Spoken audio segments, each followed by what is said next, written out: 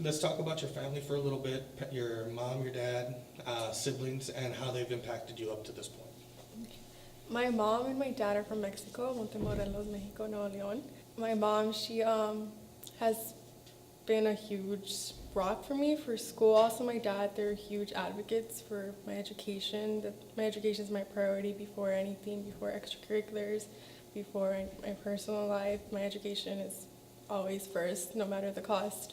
And I really appreciate them for that. They both struggled. They didn't go to college like I'm gonna have the opportunity to do so. They did school at Mexico. They had their own careers in Mexico, but when they traveled over here for us or to have us, they no longer had a career. My mom used to be a secretary, and my father was an accountant and a teacher. But when they traveled over here, their qualifications didn't go through, so they had to get just regular jobs to help support us, or at least my dad to support his family, me and my older brother. And yeah, they've just been a great rock and huge advocates for my education and my How's your brother helping you along the way? He's the first one from our family to go to college. He goes to the University of Houston, studying to be a mechanical engineer. So what he did in high school, I tried to do a little bit better. He went to another high school, a bigger high school with more students, so his ambiance was way different than mine. And every time we talk about like how I am doing in school right now compared to how he did in school, and I always just like to, make fun of him a little bit, tease him that I'm doing better than him. But right now he's doing pretty good. He's better at math than me, I will admit that. But when it comes to other stuff, I like to think I'm a little better than him. Okay. Now, starting in elementary school, you've been in the La Villa School District your entire educational career, correct? Since pre-K. Since pre-K. Okay. Well, tell me a little bit of maybe some experiences you've had throughout elementary, favorite teachers, favorite activities, things like that. Elaborate a little bit. Well, what I remember about elementary is we always had parades during the end of 6 weeks for our grades. And I remember getting super cardinal very often, which was what you got for being like the best students or having the best grades. And they give you like a little crown to wear and you walk around the school. And I remember one year I wasn't able to participate in the parade, and I was pretty bummed about it. It was my first seat ever, and I just remember just sitting down the sidelines watching the parade happen, feeling ashamed of myself. But yeah, that's one thing that comes to my mind about elementary. I did UIL in elementary too. I had my favorite teacher, Miss Escobedo, if I remember. She was pretty good. She was from kinder, and she always did like this cute little dance with us, and yeah. I was a troublemaker in first grade. If my teachers from then would tell you that I was a huge talker. I'm not as much as a talker as I used to be. Talking was what I got in trouble for. But I've toned down. I've grown up from how I was in elementary, obviously. Okay. Now, got through the lower levels, through elementary, through junior high, got into high school. Now, at what point did you realize that you were going to be at the top of your class, and what motivated you, and how did you stay there? Well, as a freshman, I always knew I wanted to be top 10. I didn't specifically aim for first or second or third because I always kind of doubted myself. And I knew my parents and my family wanted me to be the top of my class, whether it was the valedictorian or salutatorian, and I wanted that too.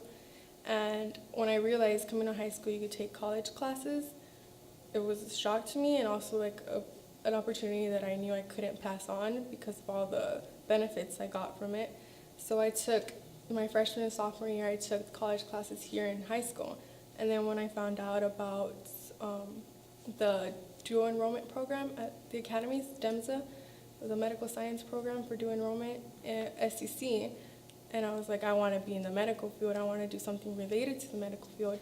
And I knew that going to SEC, taking those core classes that were involved or surrounded or helped my medical dreams come true, I knew I wanted to be in the program, even though I didn't expect how hard it was going to be as I thought, if that makes sense. Yeah. Now, switching gears a little bit, I know there's always that saying, all work and no play.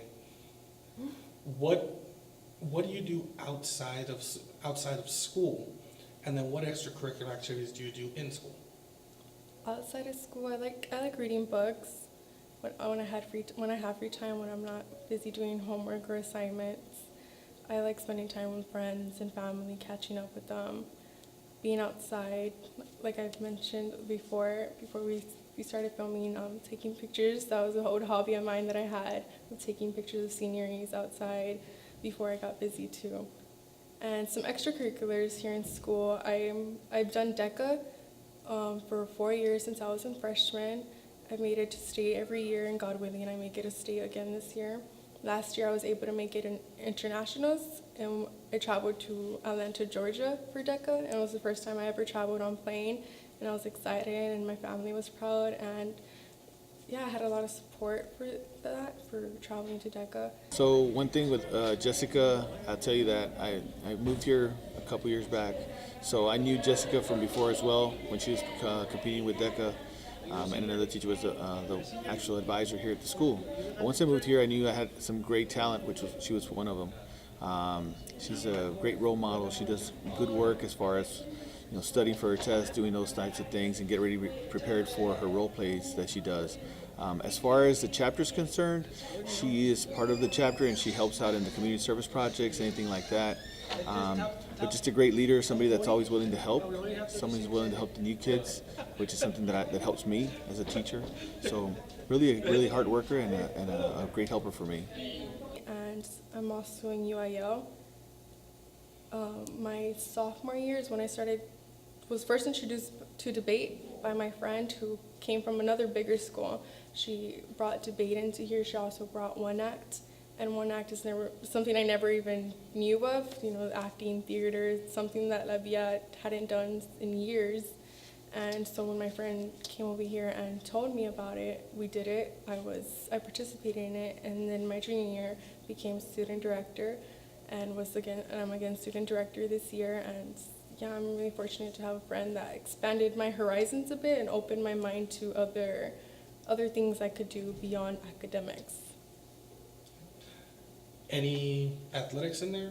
I know this is a town where a lot of people, they'll play athletics all their life, especially in a small school like La Villa. You'll often see a contrast between some of the big 6A schools versus here, where you'll see starting varsity, there's a freshman on there, and so sports is a really big part of it, and usually there's multi-sport athletes. Did you participate in any type of sports, and which one was it? For high school, I participated in golf. I did golf since my freshman year. I did it because a teacher that used to be here persuaded me to do it, and I was like, hey, I'll do a sport. It seemed like an easy sport. You play it by yourself, and it's toned down. No, it's not too chaotic for the schedule I had, so I go ahead and did it. She brings a good attitude, great attitude actually. She's an ultimate student athlete. She does well. I know she does great in school. So what she brings from the classroom, she brings out to the course and does her thing. She tries her hard. She participates and does well. That's it. I remember doing in basketball and volleyball my 8th grade year, and I loved it, but unfortunately my mom thought academics was more important, and I just followed her wishes and focused my time on school, but also got to play golf, which was pretty exciting. Great. Now, switching back over to the education side, you're coming up on the last couple of months of your high school career. A lot of people are always thinking, okay, I'm going to graduate, I'm going to take some time off, but this is a time where you need to start choosing your college, making a plan. What college and what's your plan? I plan to go to Texas A&M University at College Station. Choosing a college was pretty hard for me, but I knew I wanted to know before starting this semester, because I love having my life a little planned out, and choosing was very difficult for me, and I chose Texas A&M because that school for me was the best for my career. And as I did research upon the school, I discovered that it had the second best public health program, and public health is what I wish to pursue as my major when I go to Texas A&M. Okay. Now, you mentioned public health is as a possible career path. Mhm. What part of public health are you trying to go for? Are you trying to get into the EPA, going through environmental health, or are you trying to go into maybe the CDC with epidemiology or biochemistry? Yeah, I'm interested in epidemiology, and I hope to maybe work for the CDC or the WHO, the World Health Organization. That one's much bigger and broader, and now the World Health Organization allows me to travel, and that's what I want to do. I want to specialize in infectious disease, so like Ebola, Zika, like the big diseases that I might get exposed to, but that's a risk I'm willing to take to help others. And yeah, I just want to travel to third world countries, help figure out and discover these new diseases and contain them from coming to the public and harm the public's health. Awesome. It's been really, really great talking to you. Mm-hmm. We hope and pray that we get to see great things from you in the future, Mm-hmm. and just keep up the good work, and you'll exceed all of our expectations. Thanks Thank again. you. Thank you. Thank you for having me.